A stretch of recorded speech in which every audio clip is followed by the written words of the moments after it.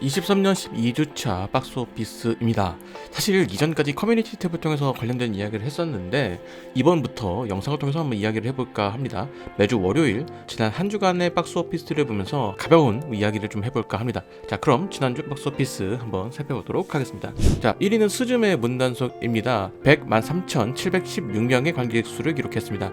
2위는 웅나미입니다. 17만 1,476명을 기록했습니다. 3위는 더 퍼스트 슬램덩크입니다. 12만 4,684명을 기록했고요. 4위는 소울메이트입니다. 6만 8,696명 기록했습니다. 5위는 파벨만스로 32,206명을 기록했습니다. 그 외의 순위는 다음과 같습니다.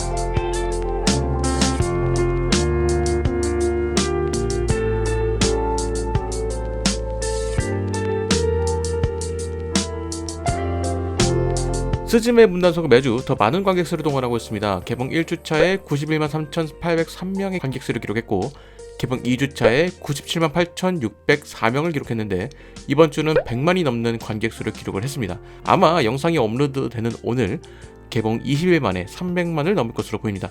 스즈메의 문단속의 흥행과 관련해서는 다른 영상을 통해서 이야기를 해보도록 하죠. 박스오피스 2위는 웅나미가 차지를 했습니다. 개봉 첫 주에 17만을 기록을 했죠. 사실 프로모션 쿠폰이 상당수 배포가 되었고 거기에 이번 주에도 쿠폰을 더 뿌릴 예정이라는 점을 어느 정도 감안을 한다고 하면 그리 관객 수가 많은 편은 아니라고 볼 수 있죠. 영화 개봉 전부터 이슈가 있었는데 개봉 이후 이슈의 방향이 전환되지 못하면서 고전하고 있는 모습입니다. 더 퍼스트 슬램덩크의 경우 4월 8일부터 아이맥스 상영을 확정을 하면서 최소 2-3주는 더 흥행을 이어갈 것으로 보입니다. 특히나 아이맥스 포스터 증정을 하는 4월 5일의 경우 영화맥 4회차까지 이미 매진이고 그 외의 회차들도 이미 상당수가 예매가 되어 있습니다. 정말 대단하다는 말이 어울리는 흥행이죠. 과거 명량이 개봉했을 당시에 8월달에 개봉한 영화가 12월까지 상영을 이어가는 모습을 보이기도 했거든요. 약 4달 정도 상영을 이어간 것인데 지금 더 퍼스트 슬램덩크의 경우도 지금 3달째 상영을 이어가고 있고 4월까지 상영을 한다면 진짜 4달째 극장에서 박스오피스 상위권에 유지를 하고 있는 것입니다. 정말 대단하다고 할 수가 있을 것 같습니다. 과연 더 퍼스트 슬램덩크 언제까지 상영하게 될까요?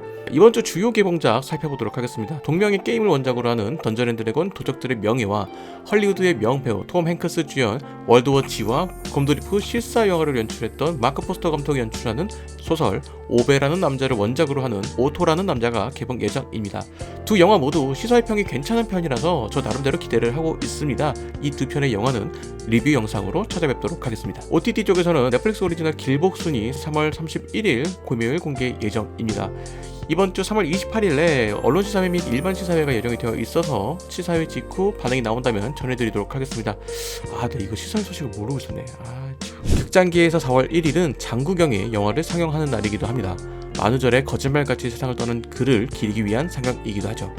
따라서 몇몇 극장에서는 그가 연출했던 몇몇 영화들이 상영되기도 합니다. 혹시 관심 있는 분들은 찾아보시면 좋을 것 같네요. 극장가가 위기라는 말이 나오지만 스즈메 문단속은 흥행을 유지하고 있습니다. 제가 자주 이야기하는 부분이기도 한데 극장기의 위기라는 것은 극장의 문제라는 것이 아니라 영화의 문제라는 것이 저의 생각입니다. 솔직하게 말하면 범죄도시2가 1000만을 기록하는 것은 한국 관객들이 볼만한 영화에 대한 목마름이 있다라고 해석을 하고 있거든요. 즉 지금 개봉하는 한국 영화들이 관객들의 니즈를 전혀 충족시키지 못한다는 것입니다. 스즈메 문단속과 더 퍼스트 슬램덩크의 성적을 보면 관객들은 결코 극장을 외면하지 않았습니다. 물론 누군가는 도쿠몰이와 굿즈 장사로 관객 수를 유지한다고 볼 수가 있겠죠. 그런데 한국에서 개봉하는 영화들 중에 이것이 가능한 콘텐츠가 있을까요? 물론 영화 티켓 값이 높아졌기 때문에 관객들이 원하는 영화의 수준 또한 상당수 올라갔다라고 볼 수가 있을 겁니다. 그렇기 때문에 관객들의 니즈를 충족하지 못하는 영화들은 도태되기 마련이죠. 과거의 티켓값은 어느 정도 저렴했기 때문에 시간 때움을 위해서 영화를 보는 분들도 많았거든요. 그런 분들을 생각을 하면 지금의 영화계는 확실한 매력이 있는 것이 아니라면 선택받기 어려운 것이 현실이죠. 즉 이제는 어중간하게 영화 만들어서 그냥 어중간하게 수익 내고 이런 것 자체가 불가능하다는 것입니다. 정말 매력있는 영화만 살아남는 시대가 되었다고 볼 수가 있겠습니다. 어쩌면 한 평론가의 인터뷰처럼 그동안 한국 영화가 스크린 몰아주기로 인해서 그 그릇에 맞지 않게 더 부풀러져 있던 것은 아닐까라는 생각도 들고요. 결과적으로 지금의 한국 영화는 매력적인 콘텐츠가 부족하다는 것이 가장 큰 문제라고 생각을 합니다. 그나마 4월에 개봉하는 한국 영화들 중에서는 눈에 띄는 작품이 몇 가지 있습니다.